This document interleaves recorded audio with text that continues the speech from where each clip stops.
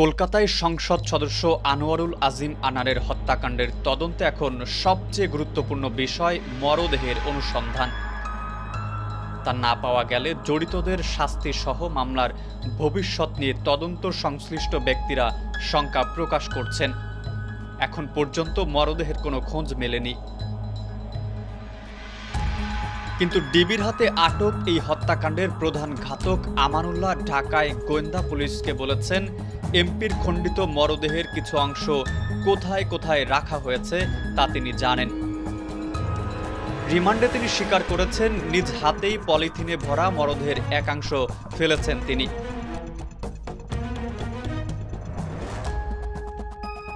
এদিকে ডিবি থেকে একটি দল মরদেহের সেই অংশ উদ্ধার করার জন্য কলকাতায় পৌঁছেছে। যদিও কলকাতা পুলিশকে এ বিষয়ে এখনো কিছু জানানো হয়নি। মরদেহের ওই অংশ দ্রুততম সময়ে উদ্ধার করতে ঘটনাস্থলে না গেলে বা যেতে দেরি করলে তা আর পাওয়া যাবে কিনা সেই সংশয় রয়েছে। পুলিশ শনিবার বলেছে, মরদেহ ৮০ টুকরা করে বিভিন্ন স্থানে খালে বিলে ফেলা হয়েছে এবং সেগুলো হয়তো এতদিনে জলজ প্রাণীর পেটে চলে গেছে। হত্যাকাণ্ডের পরিকল্পনা করেন যুক্তরাষ্ট্র প্রবাসী তার বন্ধু আখতারুজ্জামান শাহীন। কলকাতায় নিয়ে তাকে হত্যা করা হয়।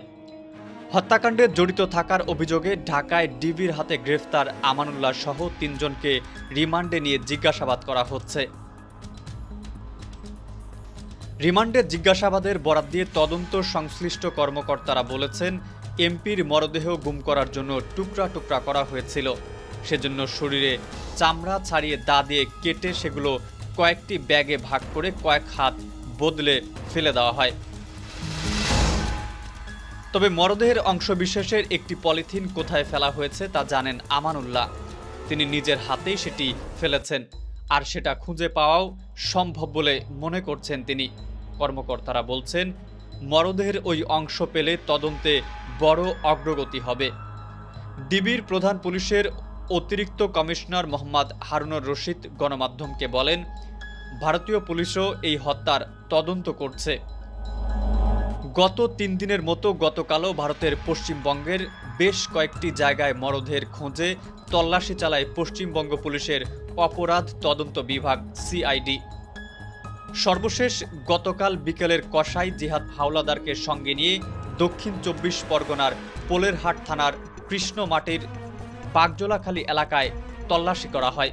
সেখানকার একটি খালে জাল ফেলে ও নৌকা দিয়ে চলে তল্লাশি, কিন্তু সেখানেও মরদেহের হদিস মেলেনি। কসাই জিহাদ পশ্চিমবঙ্গ সিআইডিকে জানিয়েছেন, হত্যার পর আনোয়ারুল আজিমের মরদেহ ৮০ টুকরা করা হয়।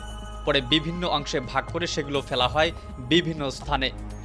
ভারতের তদন্ত সংশ্লিষ্ট কর্মকর্তাদের আশঙ্কা, এমপি মরদেহ খণ্ডিত অংশ এরই মধ্যে চলে গেছে বিভিন্ন জলজ প্রাণীর পেটে। তদন্ত সংশ্লিষ্ট সূত্র বলছে, এর আগে গত জানুয়ারিতেই আনোয়ারুল আজিমকে হত্যার ২ দফা চেষ্টা করেছিলেন বন্ধু আখতারুজ্জামান শাহীন। তখনও সেই চেষ্টার নেতৃত্ব ছিলেন আমানুল্লাহ। তদন্তকারীদের জিজ্ঞাসাবাদে আমানুল্লাহ নিজে ব্যর্থ ওই ২ চেষ্টার কথা জানিয়েছেন। পুলিশ সূত্রটি বলছে, দ্বাদশ জাতীয় নির্বাচনে জিতে শপথের পর ১৯ জানুয়ারিতে কলকাতায় ছিলেন আনোয়ারুল আজিম। সঙ্গে ছিলেন বন্ধু আখতারুজ্জামান শাহীন ও খুনি আমানুল্লাহ। সেদিনই এমপিকে খুন করার ১ দফা চেষ্টা করা হয়। পরিকল্পনা অনুযায়ী একসঙ্গে এক গাড়িতে বের হয়েছিলেন এমপি সহ ৪ জন। চালকের আসনে ছিলেন শাহীন, পাশের আসনে এমপি, আর তার পেছনের আসনে ছিলেন আমানুল্লাহ সহ ২ জন। পথে গাড়ির মধ্যেই ক্লোরোফর্ম ব্যবহার করে তাকে কুপিয়ে হত্যার পরিকল্পনা ছিল। জিজ্ঞাসাবাদে আমানুল্লাহ জানিয়েছেন, পরিকল্পনা মাফিক সবকিছু আগাচ্ছিল, কিন্তু এর মধ্যেই এমপির ফোনে ২টি কল আসে। তিনি পরিচিত ২ জনের সঙ্গে কথা বলেন। এমপি তাদের জানান তার সঙ্গে অন্য কারা আছেন। এমপি ফোনে কথা বলায় এবং অবস্থান ও সঙ্গীদের বিষয়ে জানানোর পর নিরাপত্তার কথা চিন্তা করে তারা হত্যার পরিকল্পনা থেকে তাৎক্ষণিকভাবে সরে আসেন। এর আগে ওই জানুয়ারি মাসেই এমপিকে আরেক দফা হত্যার চেষ্টা করেন এই খুনিরাই। জিজ্ঞাসাবাদে আমানুল্লাহ জানিয়েছেন, দ্বাদশ জাতীয় নির্বাচনের সময় এমপি আজিমকে তার এলাকাতেই খুন করার পরিকল্পনা ছিল।